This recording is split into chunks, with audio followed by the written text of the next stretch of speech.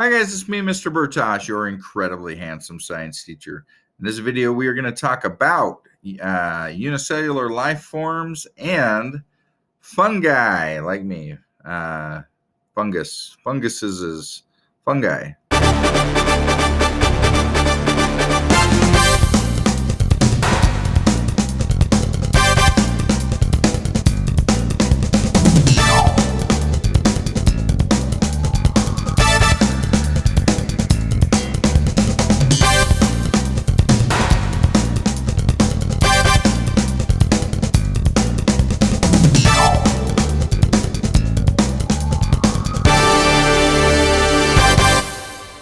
All right, and to clarify, I am not a fungus.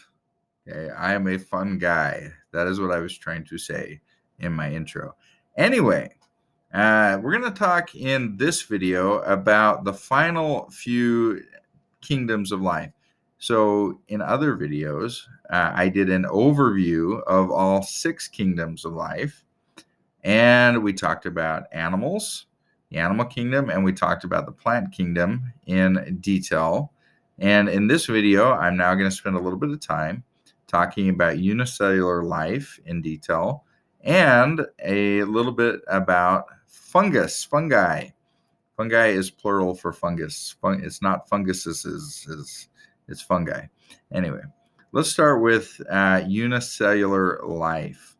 So there are 3 kingdoms of life that are made up of things that are unicellular, meaning that they only have one cell. They are not multicellular like plants and animals and most fungi. They are single cell. They are one cell on their own out there in the universe trying to survive. And these 3 kingdoms are broken up into 2 groups. Okay, there are 2 types of cells, and we talk about this in other videos, but these 2 types of cells are prokaryotic cells and eukaryotic cells. Prokaryotic cells are very basic cells that are not very evolved. Okay, they're very simple. They're very small. In fact, they're small enough to several of them can fit inside of a larger eukaryotic cell. They don't have nuclei. They don't have organized organelles. Okay, they're very simple, very basic cells.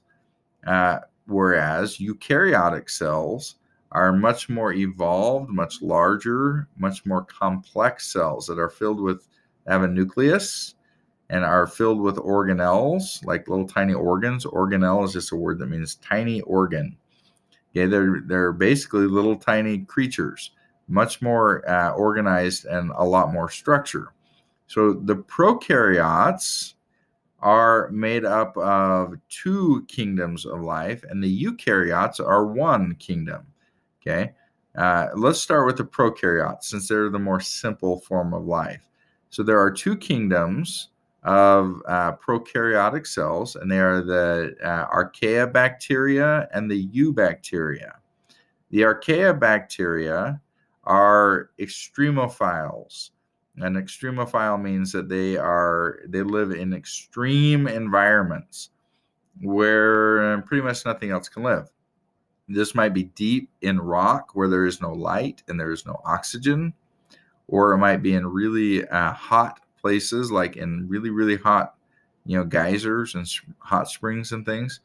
Okay, they live in conditions that nothing else can really live in, and they are, for the most part, anaerobic, meaning that they don't use oxygen. Okay. The eubacteria, the next kingdom of life, are all the things that we pretty much tend to think of when we talk about bacteria. When we talk about bacteria, we're mostly talking about eubacteria. Eubacteria make up a lot of the things that make us sick, but also a lot of the things that keep us healthy. Because a lot of eubacteria, in fact, most eubacteria, is actually either beneficial or it doesn't affect us at all. There's only a few that cause us to get sick. Let's talk for a minute about the shapes that eubacteria comes in, and really archaebacteria as well. There are three shapes. They are round or spherical shaped, they are rod shaped, and they are spiral shaped. All right, so let's talk also about how bacteria move. Some bacteria just frankly doesn't move. It just kind of is where it is and floats around and does what it does.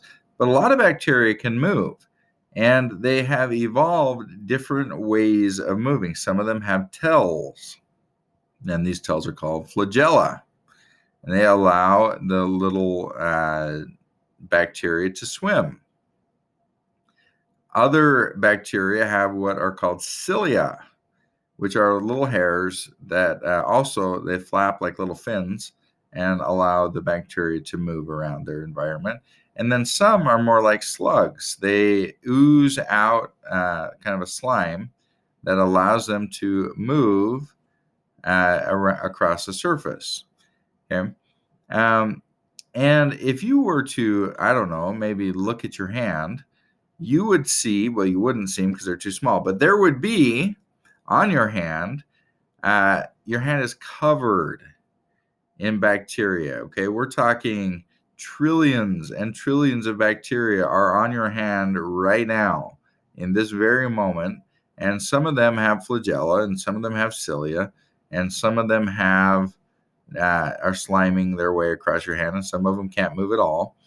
And some of them are spherical shaped, and some of them are rod shaped, and some of them are spiral shaped. Okay. Most of them are harmless, but some of them can cause disease, and many of the diseases that humans get are caused by bacteria. This is why it's important to wash your hands or use hand sanitizer, because that kills a lot of the bacteria. When you use hand sanitizer, though, you don't want to use it too often, because then you kill the good bacteria as well. Other examples of good bacteria are found in your gut, in your intestines. Probiotics are a type of bacteria that help us do things like digest our food, as well as create vitamin K, which is a type of vitamin that we can't create, that we depend on bacteria for. And that brings up an important concept with bacteria. Some of them, as I said, are harmless. They don't really affect us at all. Some of them are have a symbiotic relationship with their host, meaning that we help them and they help us. We depend on each other, and so they're beneficial. If you don't have probiotic bacteria in your gut, you're going to have a harder time digesting food. And that's why it's sometimes a good idea to eat yogurt and things to get that, help keep that bacteria in your gut. And then other bacteria, the kind that cause us to get sick, are parasites. And they have a negative impact on us. And they are a very small number of bacteria, but there are enough out there that it's important to do our best not to get that bacteria in our bodies by washing our hands and having good health practices. Okay, so that is bacteria. Let's talk about the eukaryotic cells that make up the kingdom Protista. So we talked about the two prokaryotic kingdoms, which are archaebacteria and eubacteria. And now we're going to talk about protists, which are eukaryotic cells. Remember, eukaryotic cells are much more complex, much more evolved than prokaryotic cells. And there are a lot of protists or single-celled eukaryotic life forms, and they're vastly different from one another. It's almost like a junk drawer of living things. There's a lot of things that we call protists that are single-celled that are very different from other things in the same protist group or kingdom. Some of them are more animal-like, and they are heterotrophs. Some of them are more plant-like, and they are producers or autotrophs, and some of them are more fungus-like. So they're just kind of a bunch of single-celled things. But what matters is that all of them have highly evolved cells. All of them have these eukaryotic cells with nuclei and organelles and so forth. Some protists do cause disease, just like bacteria, but not very many. Most of them don't really affect us at all, but there are a few diseases, such as malaria, that are caused by protists. Let's now talk about fungi, like me. Fungi's. No, wait. Fungi. Funguses. So fungi are the final kingdom of life we're going to talk about. And for the most part, they are multicellular, but there are some that are also single-celled. But most fungi are multicellular. They are not motile, meaning they cannot move around from place to place. Okay, fungi are similar to both animals and to plants. They're kind of halfway in between. Like plants, they live their life pretty much in one place, like on the floor of a forest. A mushroom, for example, is a type of fungus or fungi. They grow on decaying, often on decaying logs and things, or somewhere where the forest floor is wet and has a lot of decaying leaves, maybe. Okay. Like animals, fungi they're not producers. They cannot make their own food. They have to eat, they have to consume, and so they consume whatever they are growing on. So, like the bacteria, fungi might be parasitic, meaning that they have a negative impact on their host. They might be symbiotic, meaning that they help, they nourish the host, and the host nourishes them. Or they might have no impact at all. Okay, they might be neutral. So examples of parasitic fungi would be athlete's foot. Okay, or you can also get it on your fingers. So if we get a fungal infection, that would be parasitic. It does us no good. It just makes our skin itchy, and you have to use a fungal cream to get rid of it. Okay. Examples of a mutual relationship. There are some mushrooms that grow on trees, and the tree nourishes the mushroom, and the mushroom nourishes the living tree to make it healthier. And also beneficial to the environment would be the fact that they decompose a lot of the leaves and things on the floor of a forest. And these fungi are broken down into 4 groups. We can divide them into 4 different types based on how they're like and how they are different. One type is called sac fungi. And an example of sac fungi would be yeast, which we use commonly in in bread. Okay. And second type, let me say, sac fungi are unicellular, by the way. Okay. Second type of fungi are the thread-like fungi. These are what cause your bread to get moldy. Third type of fungi would be club fungi, and these are mushrooms and puffballs and things like that.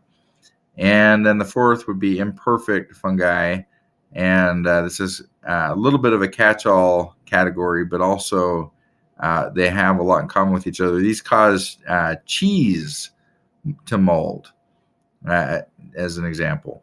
So we categorize fungi based on how they're like and how they're different, but they all are heterotrophs. Most are multicellular, And all of them also reproduce the same way. And let's talk briefly about that. Fungi reproduce using spores. Now, if you watched the video on plants, you saw that ferns are a type of vascular plant that reproduce using spores instead of seeds. And all fungi, no fungi use seeds. All fungi reproduce using spores. Spores are these little tiny microscopic things that are shot out in the air like dust. And wherever they land, they can potentially, if the conditions are right, grow into a fungus. So, for example, if the conditions are right on your stinky feet and the right type of spores for athlete's foot land on your foot or your hands in some conditions, they can actually take root. They don't really have roots, but they can take root. They can grow, and you will get a fungal infection. If mushroom spores land on a log or on your grass and the conditions are just right, then they will grow. They'll take root, again, air quotes, and they'll grow. If bread is left out and spores for mold, thread-like fungus land on them, then they will take root and grow. And if you want to do a really interesting experiment to prove to you how many of these spores are around you all the time, take a piece of bread, a fresh piece of bread, leave it in the air for like 5 seconds, then stick it into a Ziploc bag and zip it up and leave it on the counter and watch. Okay, you're closing it off from any other air, from any other interaction with the environment, and yet it will still grow mold because there's so many spores for fungi in the air all the time that even that little bit of exposure is enough to get the fungus spores on the bread. Have you ever laid by a window and observed the sunlight as it comes in through the window? And you lay there, and if you look just right, you can see like a bazillion things floating in the air. Well, what is floating in the air? There's little tiny hairs. You've probably seen like little teensy tiny pieces of hair floating around, and there's dust. But one of the things that those particles are that are floating in the air are these spores for all different kinds of fungi. And there's dead skin too. Isn't that great to think about? You're breathing that in right now, by the way. You're welcome. So these spores are with every breath that you take, and all over the room as you walk around, it's filled with fungi spores. So it takes really no time. As soon as you take that bread out of the bag, you're flopping it through that air that's filled with spores, and those spores are getting on your bread, and given enough time, they will grow because there's nutrients in that bread. They will grow into a full-fledged fungus colony.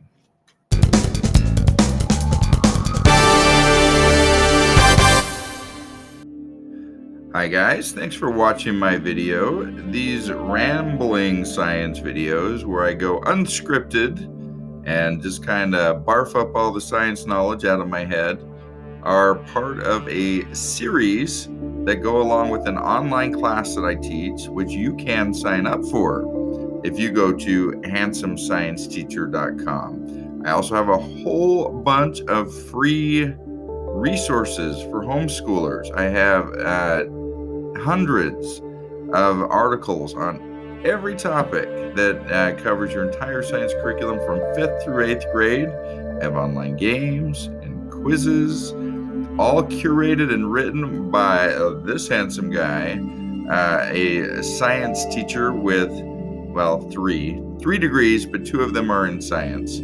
So it's targeted right to and directly to